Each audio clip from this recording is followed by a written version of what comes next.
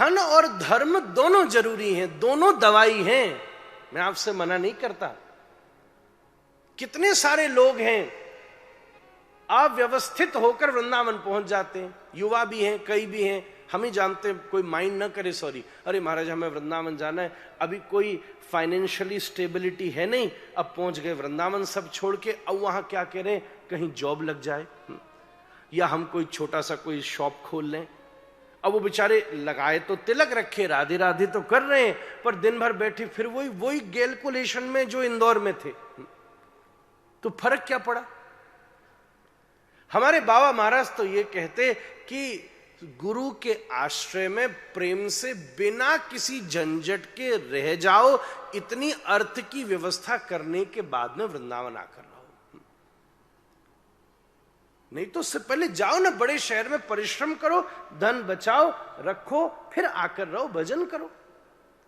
दोनों दवाई हैं, पर एक खाने वाली दवाई है, एक लगाने वाली दवाई है। एक व्यक्ति के घुटने में दर्द था, डॉक्टर के पास गया, डॉक्टर ने 2 दवाई दी, एक मलहम दिया, एक ऑइंटमेंट दी, एक टैबलेट दी। एक खाने वाली दवाई दी, एक लगाने वाली दी। 15 दिन बाद पहुंचा, बोले महाराज मेरा तो दर्द ही नहीं ठीक हो रहा।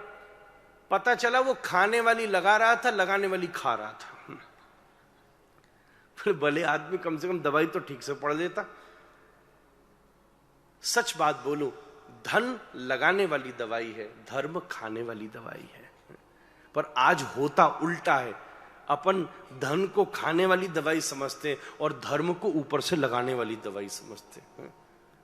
मुंह में राम बगल में छुरी, पुरानी कहावत है। इतना सब परिवर्तन हो जाए तो सब कुछ आवश्यक हो जाएगा। दोनों वृत्तियां जरूरी हैं, अध्यात्म वृत्ति भी जरूरी है और भोग वृत्ति भी जरूरी है। बस दोनों को बैलेंस करना आना चाहिए। जितने उत्साह के साथ हम दुनिया के हर कार्य को कर रहे हैं, मैं कुछ ज्यादा कहने की आपसे बात नहीं कह रहा, उतने ही उत्साह के साथ हम ठाकुर जी का कार्य करें। बस मैंने आपसे पहले दिन कहा ना, भक्ति करना इतना सरल है कि जो आज अगर आपके परिवार के 6 लोग हैं तो कल से 7 है, बस इतना ही मानना है। आप जितने उत्साह के साथ और सब जितने कार्य कर रहे हो अपनी सामर्थ्य से, उतनी ही सामर्थ्य से केवल थोड़ा सा अपने जीवन में हरि को जोड़ लीजिए, तो केवल सुख और दुख नहीं होगा, आपके जीवन में खूब आनंद ही आनंद होगा। पर ये उत्तानपाद ने क्या किया, एक पत्नी को तो दूर रखा, जो ध्रुव की माता थी सुनीति, और सुरुचि को अपने पास में रखा। इसको कहने का मतलब क्या है कि वाह, इधर उधर जाना अभी तैयार, अभी चल भाई, बाजार अभी चल। अरे यार वो 2 दिन के लिए सिंगापुर जाना, अरे अभी रेडी, एक मेरा बैग तो ऑलवेज रेडी रहता है यार। अच्छा वो डायमंड वाले सब अग्रवाल डायमंड कथा करा रहे, अरे यार 7 दिन 1 दिन चले जाएंगे यार, रोज ही वही तो बात है, कुछ नया हो रहा है, शक्ल ही तो दिखानी है। कितने बजे एंड कर रहे हैं महाराज जी? और ऐसा आदमी बड़ी मुश्किल से फंस जाता है भैया, वो आए और पीछे बैठे और आप में से कोई मुड़ के ना देखो, और हम कथा खींच दें 8:30 बजे तक। ऐसा तो मैं जानबूझ के जबरदस्ती करता भी ऐसा कि वो जो बिल्कुल एंड 15 मिनट में आया ना, उसको भी 1 घंटे की डोज मिल जाए। को उसको तो यही मने कि इनमें से कोई मुड़ के देखे, hi hello yes I been, बस चलो यार चलो। को माइंड नहीं करना भाई, अब तो मैं आप में से किसी की बात नहीं कर रहा, उसी को बुरा लगेगा जो यही करने आया होगा।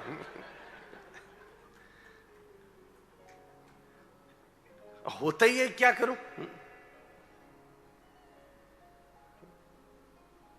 अभी बिल्कुल अभी तैयार है, अरे यार वो शॉपिंग, अरे यार अभी चल, कथा अभी तो 7 दिन है महाराज, चले जाएंगे।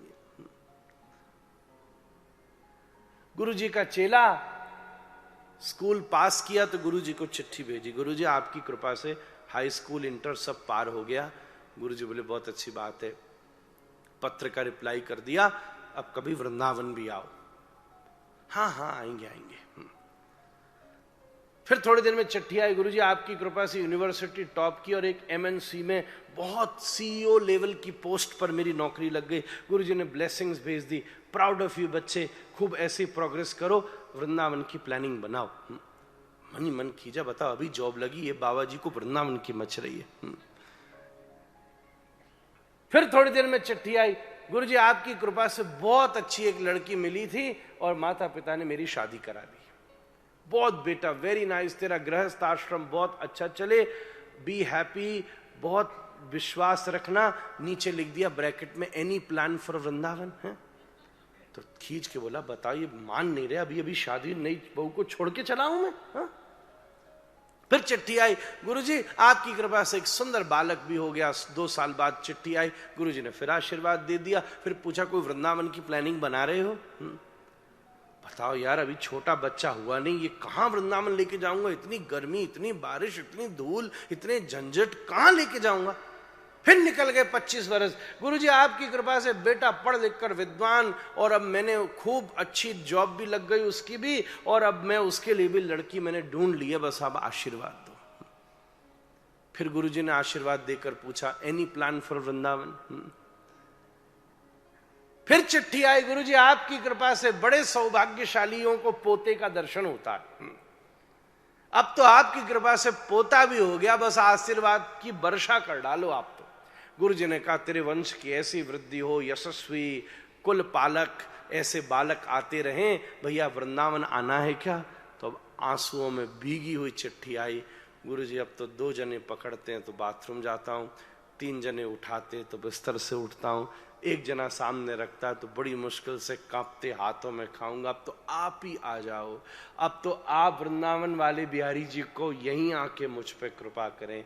हमारे साथ यही होता है, जब हमारे पास सामर्थ्य होती है तब हम प्रभु को टालते रहते हैं, और जब सामर्थ्य से रहित होते हैं तब कहते हैं हम देखें आप कितने दयालु, आप कितने कृपालु, आप हमारे ऊपर कृपा करें। मैं आपसे सत्य कहता हूं, जैसे पूरी दुनिया के सुख लेने की अवस्था युवा अवस्था है, अध्यात्म का आनंद लेने की अवस्था भी युवा अवस्था है।